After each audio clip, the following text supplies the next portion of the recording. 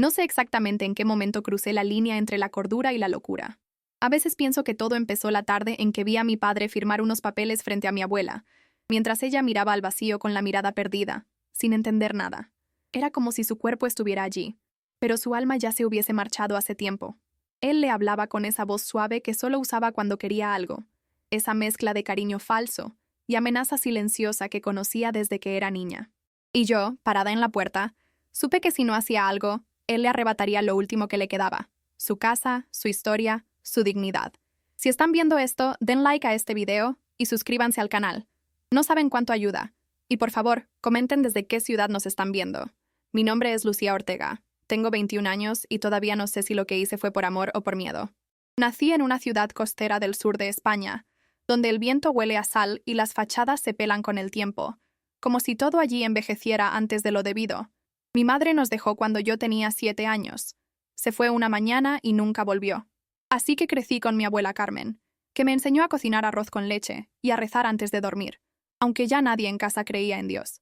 Durante años pensé que nada malo podría pasarme mientras ella estuviera viva, pero el Alzheimer empezó a comérsela en silencio, y mi padre, Julián, vio en su fragilidad una oportunidad. Cuando el médico diagnosticó oficialmente el Alzheimer de mi abuela, yo tenía 19 años. Recuerdo que él lo dijo con esa frialdad profesional que intenta sonar compasiva, como si estuviera leyendo la etiqueta de un medicamento. Fase inicial, repitió, mientras mi padre fingía sorpresa, y yo solo podía pensar en las veces que ella se quedaba mirando la pared durante minutos sin decir nada. A partir de ese día, Carmen comenzó a olvidar los nombres de las personas, el sabor del café que tanto le gustaba, y a veces incluso se asustaba al verse reflejada en el espejo. Yo me convertí en su memoria. La despertaba, la vestía, le recordaba quién era y qué día era. Y cada vez que lo hacía, sentía que una parte de mí también se estaba apagando. Pero mi padre parecía disfrutar de su fragilidad. La visitaba con flores, sonreía frente a los vecinos, y luego, cuando estábamos solos, me decía que lo mejor sería internarla, por su propio bien. Fue en ese momento cuando empecé a entender quién era realmente Julián Ortega.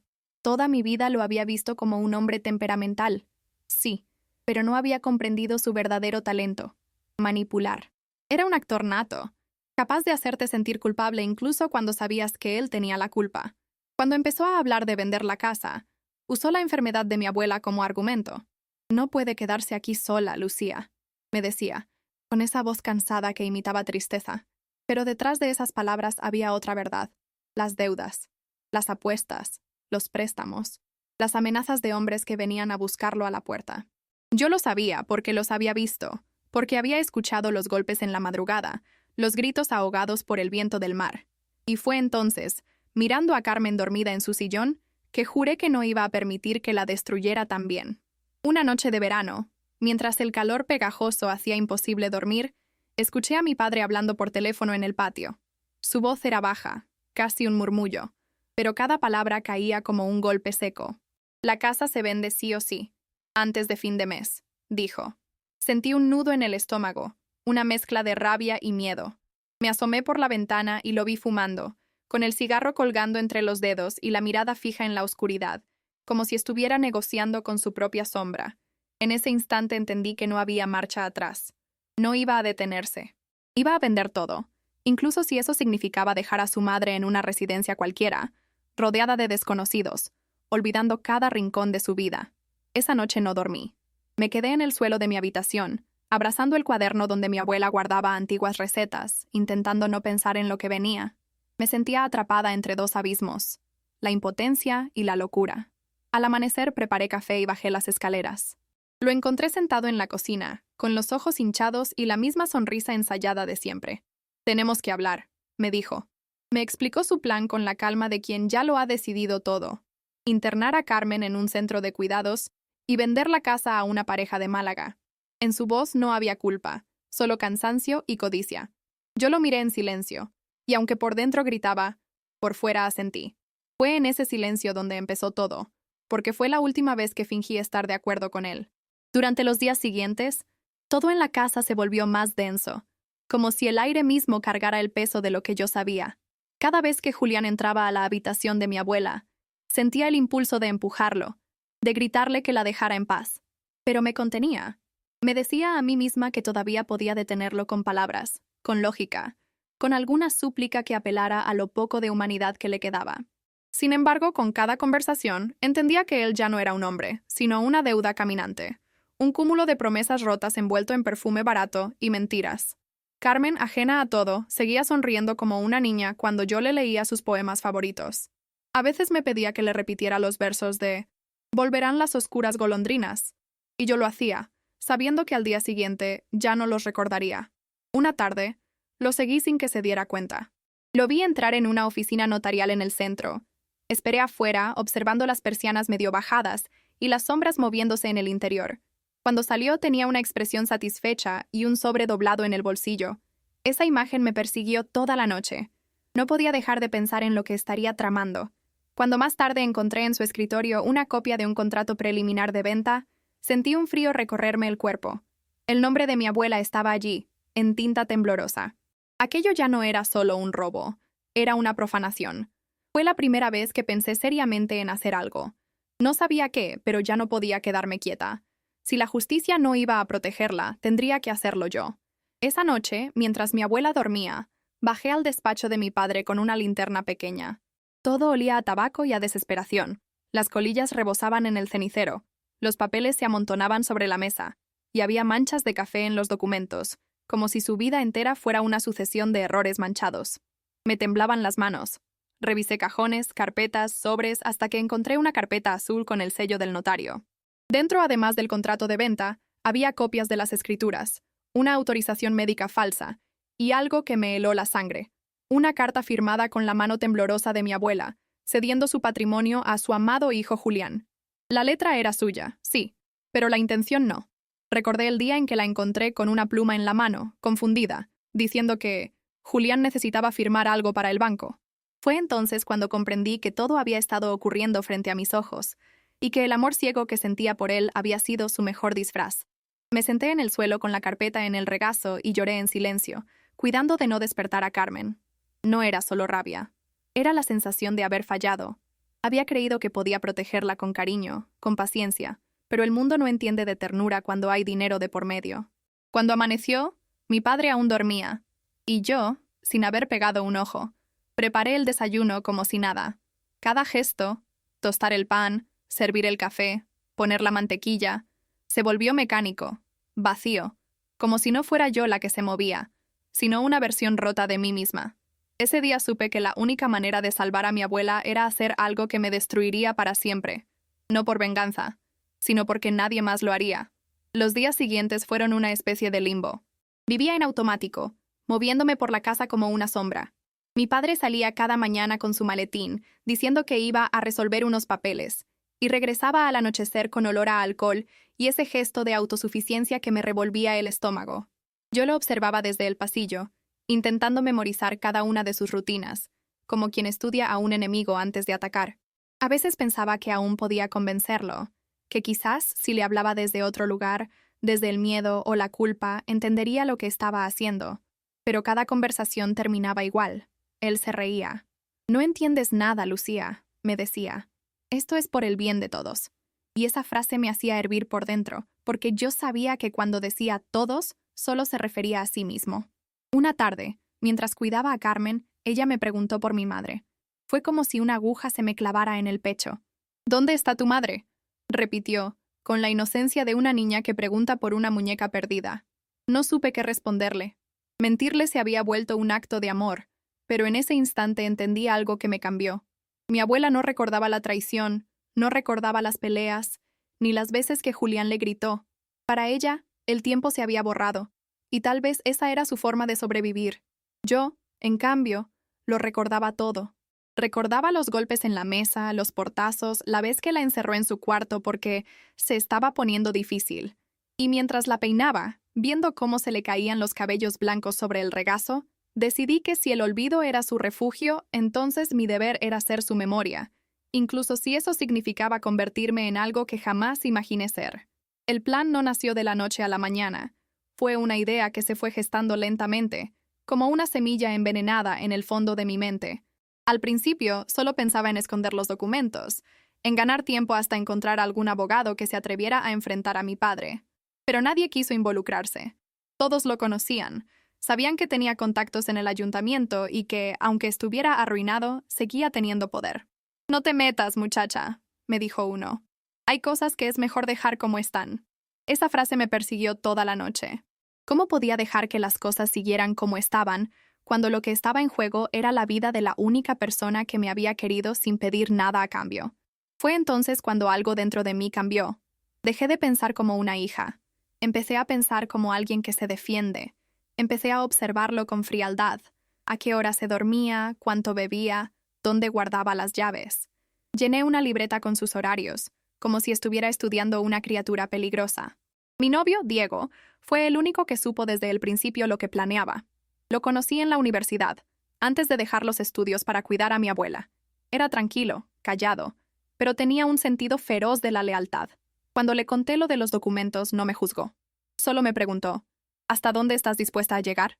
En ese momento no lo sabía. Creí que bastaría con asustar a mi padre, con hacerlo firmar algo que lo detuviera. Pero los planes, igual que las personas, cambian cuando el miedo se convierte en costumbre.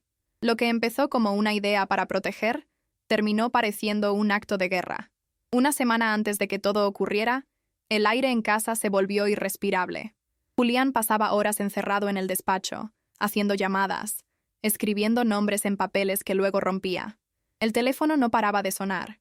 Yo apenas salía de la habitación de Carmen, que ya casi no hablaba. Solo murmuraba canciones viejas o me pedía agua. A veces, al verla tan frágil, me daban ganas de huir, de llevarla a cualquier sitio lejos de allí. Pero ¿a dónde iba a ir una chica sin dinero, con una anciana enferma y un padre capaz de todo?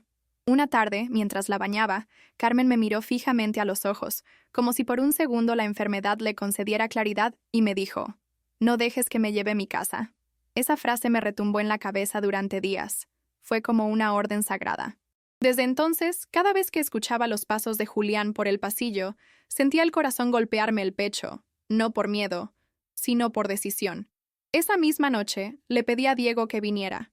Nos sentamos en el coche, estacionado frente al mar, con las luces apagadas. Le conté todo lo que había descubierto. Los documentos falsos, la venta acordada, las firmas. Él no dijo nada al principio. Solo encendió un cigarro, dio una calada larga y sin mirarme dijo, «Entonces lo detendremos». Su voz era tranquila, pero tenía un tono que nunca le había escuchado. Hablamos durante horas, planeando cada detalle. No queríamos hacerle daño, solo impedir que siguiera. Mi amiga Nuria, que trabajaba en una farmacia, nos consiguió un sedante leve. «Solo dormirá unas horas», me prometió. Yo quería creerlo. En mi cabeza, el plan era simple, casi inocente. Dormirlo, hablarle, hacerlo firmar los papeles para proteger a mi abuela.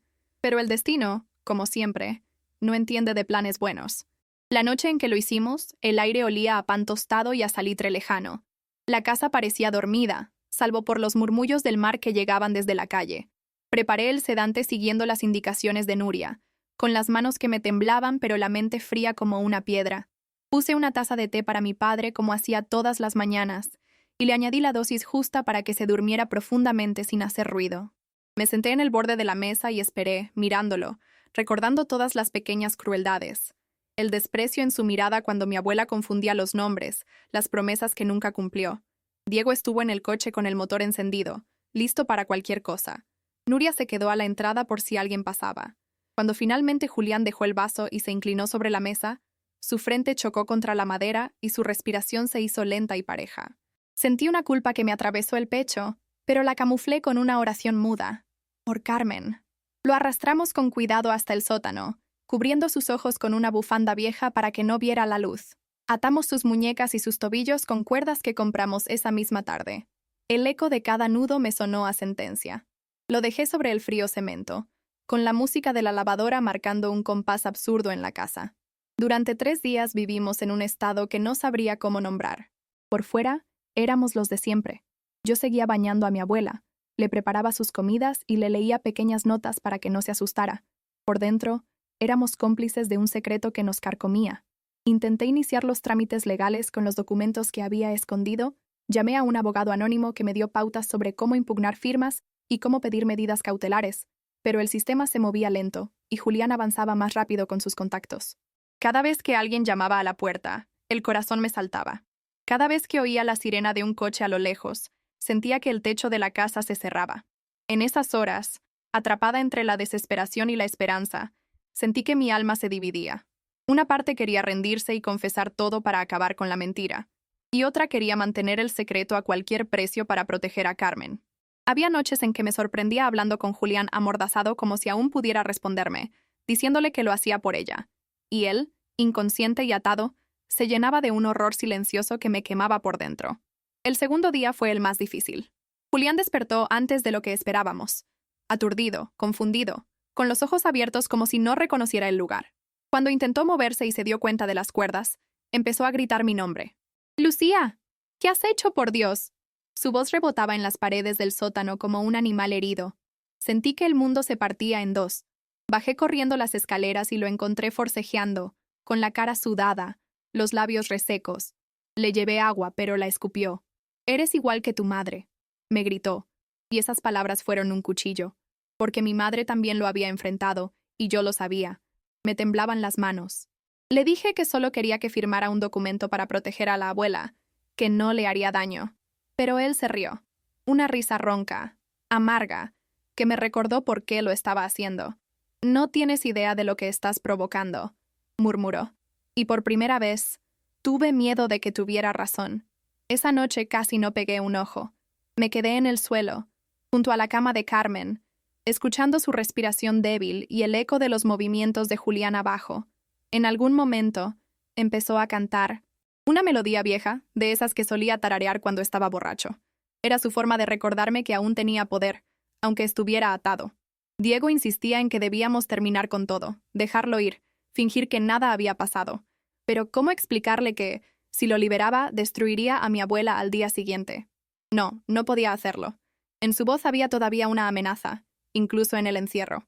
Lo que empezó como un acto desesperado de protección, comenzaba a parecerse demasiado a una prisión emocional, y yo ya no sabía quién estaba atrapado de verdad, él o yo. El tercer día, la casa ya olía a encierro.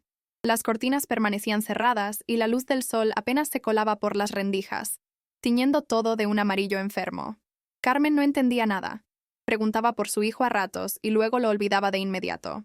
«¿Dónde está Julián?», decía, y yo respondía con mentiras piadosas que se me clavaban en la garganta. «Está trabajando, abuela». En realidad, estaba a pocos metros, bajo nuestros pies, respirando el mismo aire pero en otro mundo. Bajaba cada pocas horas con agua y algo de comida y lo encontraba distinto. Ya no gritaba, ni intentaba romper las cuerdas. Me miraba fijo, con un rencor silencioso, y eso era peor. En su mirada había algo que me recordaba a mí misma. Esa mezcla de cansancio y orgullo que solo siente quien sabe que ha perdido. Aquella noche decidí hablarle. Le llevé una linterna, una botella de agua y un trozo de pan. Me senté en el suelo frente a él. Por un momento, el silencio se volvió tan denso que parecía que respirábamos el mismo miedo.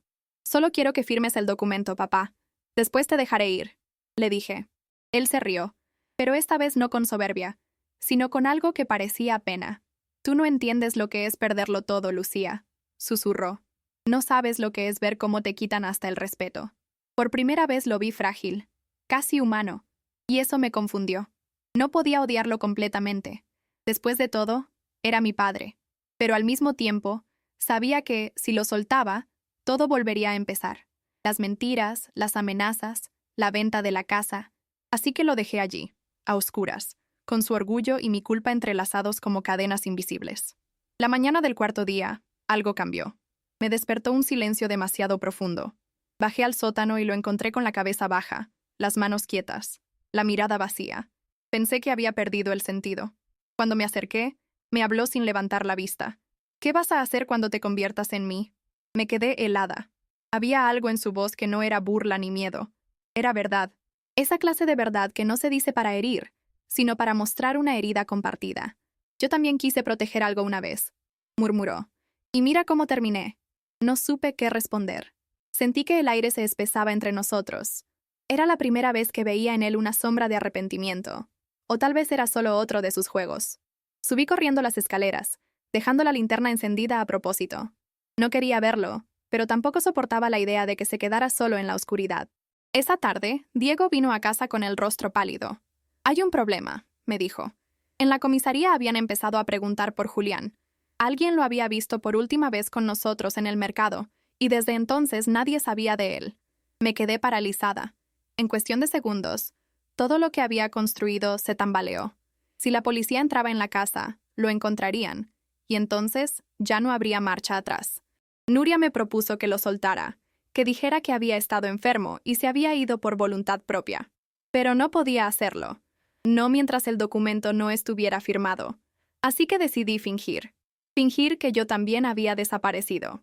Le pedí a Diego que dijera que no sabía dónde estaba, que habíamos discutido. Mientras tanto, escondí mi móvil, cerré las cortinas, y durante 2 días, la casa se convirtió en un refugio y una tumba al mismo tiempo.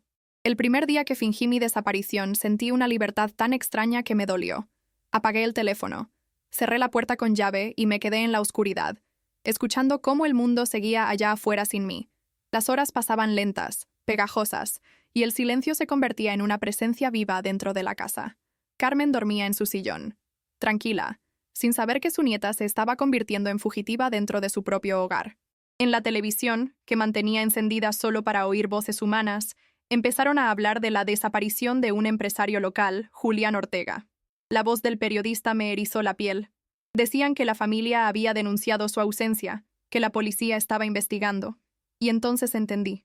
Ya no había marcha atrás. Si lo liberaba, me hundía. Si lo mantenía allí, me convertía en algo irreconocible. Esa noche bajé al sótano otra vez. Julián estaba despierto, mirándome sin odio, pero con una calma que me dio más miedo que sus gritos. «Ya saben que desaparecí, ¿verdad?», dijo con voz áspera. No respondí. «Vendrán por mí, Lucía, y cuando lo hagan, tú serás la única culpable». Sus palabras me atravesaron como un clavo. Me acerqué, intentando mantenerme firme. «Yo no quería esto», dije, y me di cuenta de que era la pura verdad.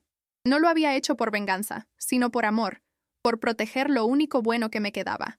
Pero en ese momento comprendí que el amor también puede corromperse, que puede arrastrarte hasta un punto donde ya no sabes si salvas o destruyes. Salí del sótano tambaleando, con el corazón latiendo en la garganta. Afuera, el viento del mar golpeaba las ventanas, y por primera vez pensé que tal vez todo terminaría pronto, de una forma u otra. El segundo día de mi fingida desaparición fue una prueba de resistencia. No comí, apenas bebí agua. Cada ruido me parecía una señal de que la policía estaba a punto de irrumpir. El teléfono fijo sonaba, y yo lo dejaba sonar hasta que se apagaba solo, como si ignorar el mundo pudiera hacer que dejara de existir. Carmen empezó a agitarse. Preguntaba por mí cada hora, confundiendo mis silencios con abandono. «¿Lucía?», decía con voz débil, y cada vez que la escuchaba, sentía que me rompía un poco más. En la televisión, la noticia crecía. Mostraban una foto de Julián, una de mí, y decían que ambos estábamos desaparecidos. Mostraban la fachada de nuestra casa, la misma puerta detrás de la cual todo seguía ocurriendo. Me miré al espejo del baño y no me reconocí. Tenía los ojos rojos, las mejillas hundidas, el cabello pegado a la piel. Parecía una fugitiva de su propia vida. Esa tarde Diego vino por última vez. Entró sin hablar, con los ojos oscuros, cansados. «Lucía, esto se está yendo de las manos», me dijo. «Tienes que entregarte antes de que todo sea peor». Lo miré con una mezcla de rabia y tristeza. No entendía. Nadie entendía. Si me entregaba, perdería a mi abuela, la internarían, venderían la casa, y todo habría sido en vano. «Solo necesito un día más», le pedí. Diego me tomó la mano, y sentí que su piel estaba fría, como si ya se estuviera despidiendo. «Te van a destruir», susurró antes de irse. Lo vi alejarse por la ventana, sabiendo que esa sería la última vez que lo vería libre de culpa. Cuando cerré la puerta, el silencio volvió a ser mi única compañía. Y en ese silencio solo quedábamos 3, mi abuela, mi padre y yo. 3 fantasmas encerrados en la misma casa. La mañana siguiente fue distinta. Se escuchaban pasos afuera, voces, el sonido metálico de un coche de policía estacionando frente a la casa. Me asomé por la rendija de la ventana y vi a 2 agentes hablando con los vecinos. Uno de ellos sostenía una foto, la de mi padre. Sentí un vértigo tan fuerte que tuve que apoyarme en la pared. Bajé al sótano para comprobar que seguía allí. Julián estaba sentado, encorvado, con la cabeza entre las rodillas. Cuando me oyó, levantó la vista y me miró sin decir palabra. En sus ojos ya no había odio, ni miedo, solo algo que no supe descifrar. Compasión, tal vez. «Lucía, esto no va a acabar bien», murmuró. y por primera vez, su voz sonó como la de un padre. Me quedé quieta, sin poder respirar. Quise decirle algo, pero un golpe en la puerta me devolvió a la realidad. Eran ellos. El golpe se repitió, más fuerte. ¡Policía! ¡Abran la puerta! Corrí al salón. El corazón me retumbaba en las sienes. Carmen se despertó sobresaltada. ¿Quién es, hija?, preguntó, con su voz frágil. No supe qué responder. El ruido de las botas subiendo las escaleras exteriores me hizo reaccionar. Bajé al sótano por última vez. Julián me observó en silencio mientras desataba las cuerdas. «Vas a decir que todo fue mi culpa», me dijo con una media sonrisa. «Siempre lo fue, ¿no?» Las manos me temblaban. Le quité la venda, le di un abrigo y lo miré a los ojos. «Solo firma esto», le pedí, extendiéndole el documento. Él lo firmó sin leer. No sé si por cansancio o por compasión. Subió las escaleras despacio, como si regresara de entre los muertos. Y en ese instante, supe que el final ya estaba escrito. Cuando abrió la puerta, los policías lo miraron con una mezcla de alivio y sorpresa. «¿Señor Julián Ortega?», preguntó uno. Él asintió con la voz ronca, como si acabara de despertar de un sueño profundo. «Estoy bien», dijo, y luego me miró por encima del hombro. Ese segundo se me grabó en la memoria como una fotografía que nunca podré borrar. No me delató. No dijo una palabra sobre lo que había pasado en ese sótano. Me limité a observar cómo lo escoltaban hasta el coche, cómo los vecinos murmuraban detrás de las persianas, cómo la prensa apuntaba las cámaras hacia la casa. En la televisión, unos minutos después, anunciaron que Julián Ortega había sido hallado con vida tras una confusa desaparición familiar. Nadie mencionó mi nombre. Nadie sabía todavía mi parte en la historia, pero el peso de la culpa ya estaba ahí, como un hierro caliente en el pecho. Durante los días siguientes, viví en una calma extraña, como si el mundo se hubiera detenido en una pausa que no me pertenecía. Carmen seguía preguntando por su hijo, sin recordar que había vuelto, y yo la cuidaba en silencio, sabiendo que cada gesto podía ser el último. Julián no volvió a casa. Me enteré por un vecino que estaba internado en una clínica privada, recuperándose. También supe que había retirado la denuncia. No sé si por miedo, por compasión o por vergüenza. A veces me pregunto si entendió que todo lo que hice fue para proteger lo que él había destruido, o tal vez solo quiso salvar las apariencias, como siempre. Cada noche me sentaba frente a la ventana, mirando el reflejo del mar, y pensaba en la línea invisible que separa el amor del crimen. En algún momento, sin darme cuenta, la había cruzado, y ya no había forma de volver atrás. Las semanas siguientes fueron un borrón. Me llamaron a declarar, claro. La policía quería entender por qué Julián había desaparecido. ¿Por qué no había rastro de llamadas ni movimientos bancarios durante esos días? Inventé una historia torpe. Dije que había viajado con mi abuela a casa de unos familiares, que mi padre se había quedado en el pueblo, y que no habíamos tenido contacto porque el móvil se me había roto. Me miraron con sospecha, pero no tenían pruebas. Julián, desde la clínica, confirmó mi versión. Fue un malentendido, dijo. No sé si lo hizo para protegerme o para protegerse, pero de algún modo, su mentira me salvó. Cuando salí de la comisaría, el aire de la calle me pareció más denso que nunca. Me temblaban las piernas, y tuve que apoyarme en una pared para no caer. Aquel día comprendí que la libertad también puede doler. Durante un tiempo intenté seguir con mi vida. Me inscribí de nuevo en la universidad, aunque no podía concentrarme. Las clases me parecían absurdas frente a todo lo que había vivido. Diego ya no me llamaba. Nuria había cambiado de número. Me quedé sola con mi abuela, y con un silencio que cada noche se hacía más grande. A veces creía escuchar los pasos de mi padre en el pasillo, o el sonido de la cuerda rozando el suelo del sótano. No sabía si era culpa, miedo o nostalgia. En los días buenos me decía que había hecho lo correcto. En los días malos me miraba al espejo y veía a una extraña, una chica que había secuestrado a su propio padre y que seguía creyendo que lo había hecho por amor. El problema es que, en el fondo, no estaba segura de si eso era verdad. Pasaron varios meses hasta que recibí su primera llamada. Era una tarde de invierno, el cielo gris y el olor del mar metiéndose por las rendijas de la ventana. Contesté sin pensar, y al escuchar su voz sentí que el pasado se me venía encima como una ola. «Lucía», dijo, «tenemos que hablar». Su tono era distinto, más lento, más cansado. Acordamos vernos en un café del puerto, un sitio que solía frecuentar cuando era niña, antes de que todo se quebrara. Cuando llegué, lo vi sentado junto a la ventana, con el mismo abrigo gris que usaba el día que lo liberé. Parecía más viejo, más frágil. Me saludó con un gesto torpe, casi paternal. Hablamos poco. Me dijo que había vendido parte de sus negocios, que había empezado terapia, que necesitaba arreglar algunas cosas. Y luego, sin mirarme, añadió: «Sé que lo hiciste por ella». Esa frase me paralizó. No supe si era un reproche o una disculpa. Tal vez las dos cosas. Cuando salí del café, el viento me golpeó la cara con fuerza. Sentí que algo dentro de mí se deshacía, como si las palabras de mi padre hubieran abierto una grieta que llevaba meses intentando sellar. Esa noche soñé con el sótano. En el sueño, yo estaba abajo, no él. Las paredes se cerraban poco a poco, y una voz, la mía, pero más joven, repetía: «Lo hiciste por amor». Desperté sudando, con la garganta seca, y comprendí que, aunque todo hubiera terminado, una parte de mí seguía encerrada allí. A veces, cuando le cepillaba el cabello a mi abuela, me preguntaba si ella recordaría algo, si en algún rincón de su mente sabría lo que hice por protegerla. Pero Carmen ya vivía en otro tiempo, un lugar sin memoria ni culpa. Tal vez, pensé, eso era la verdadera paz: olvidar. Con el paso del tiempo, el pueblo empezó a olvidar. Las noticias dejaron de hablar de nosotros, los vecinos dejaron de mirar con curiosidad, y la vida, de algún modo, siguió su curso. Pero dentro de la casa nada volvió a ser igual. El silencio tenía otro peso, más denso, más antiguo. Carmen pasaba los días entre recuerdos rotos, a veces creyendo que yo era su hija, otras que era una enfermera desconocida. Y yo la dejaba creer lo que quisiera, porque la verdad se había vuelto un lujo que ya no podíamos pagar. Me levantaba cada mañana con el sonido del mar filtrándose entre las paredes, preparaba el desayuno y fingía que todo estaba bien. Pero había momentos, esos instantes entre el día y la noche, en los que sentía su ausencia, la de él, porque aunque odiara admitirlo, mi vida también se había construido alrededor de su sombra. Sin Julián la casa estaba más tranquila, sí, pero también más vacía. Una tarde de primavera encontré en el buzón un sobre sin remitente. Dentro había una fotografía, mi padre y mi abuela en un banco del paseo marítimo.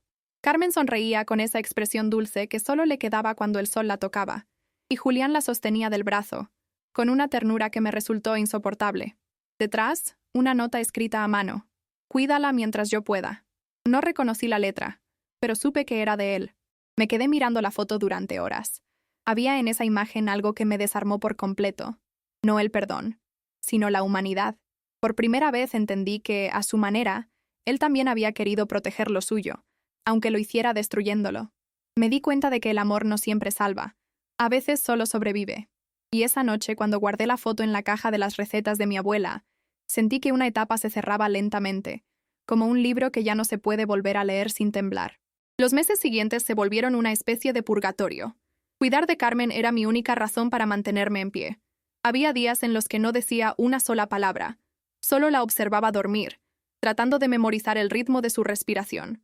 Sabía que, cuando ella se fuera, no me quedaría nada.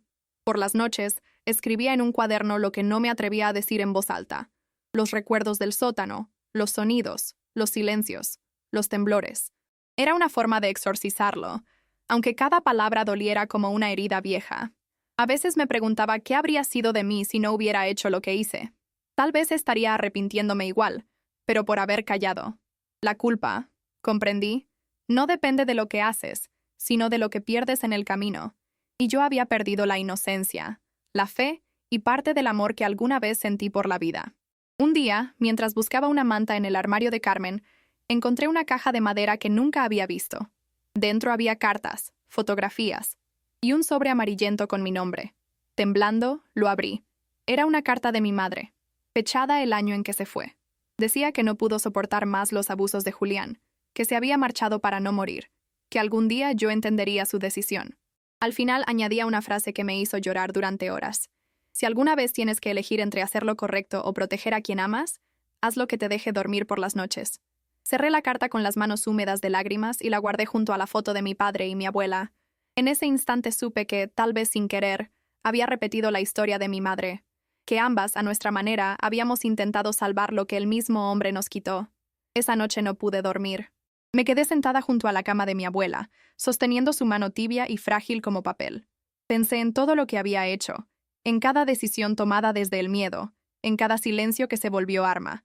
Y por primera vez, en lugar de sentir culpa, sentí tristeza. No por mí, sino por lo que la vida nos había hecho a las 3 generaciones de mujeres Ortega: mi abuela, mi madre y yo. Cada una había luchado a su manera contra el mismo hombre, contra la misma sombra. Y en esa lucha, todas habíamos perdido algo irrecuperable. Afuera, el mar rugía como si quisiera borrar nuestros nombres de la tierra. Me quedé escuchando su sonido hasta que amaneció, deseando que el tiempo pudiera volver atrás solo para abrazar a Carmen cuando todavía recordaba mi nombre, o para decirle a mi madre que la entendía, que la perdonaba. Al día siguiente, llevé a Carmen al paseo marítimo. Era una mañana clara, con el viento lleno de sal y gaviotas cruzando el cielo. La senté en un banco, le puse un sombrero y me senté a su lado. Ella me tomó la mano sin decir nada. Pasamos casi una hora mirando las olas romper, como si el mundo pudiera lavarse en ese movimiento eterno. En un momento, me miró con una dulzura que hacía meses no veía y murmuró: «Te pareces a tu madre». No supe si lo decía con lucidez o si fue un destello de su mente enferma, pero me hizo sonreír. Por primera vez en mucho tiempo, sentí paz.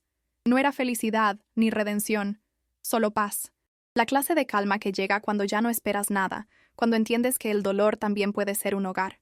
Carmen falleció una tarde de otoño, mientras yo le leía en voz baja el mismo poema que ella solía recitarme de niña. Volverán las oscuras golondrinas. Apenas llegó a escuchar la última estrofa. Su respiración se hizo suave, casi imperceptible, y luego simplemente se detuvo, como una vela que se apaga sin ruido. Me quedé allí, inmóvil, con su mano aún entre las mías. No lloré al principio. Fue un silencio tan absoluto que ni siquiera el mar parecía atreverse a sonar. En ese instante comprendí que todo lo que había hecho, el miedo, la culpa, el secuestro, las mentiras, había sido para prolongar ese momento. Poder despedirme de ella en casa, en su sillón, rodeada de sus recuerdos, sin que nadie la arrancara de su propio mundo. Cuando finalmente las lágrimas llegaron, no eran solo por su muerte, sino por la niña que había sido yo, por la mujer que nunca quiso volverse fuerte pero tuvo que hacerlo. El funeral fue pequeño, casi íntimo. Julián apareció. Llevaba un traje negro, un rostro demacrado y una mirada que evitaba la mía. Nadie dijo su nombre, pero su presencia pesaba como una sombra sobre todos. Se acercó al féretro, tocó la madera con los dedos temblorosos y susurró algo que no alcancé a escuchar. Luego se volvió hacia mí, y por un instante, nuestras miradas se cruzaron. No había rencor ni reproche, solo un cansancio compartido.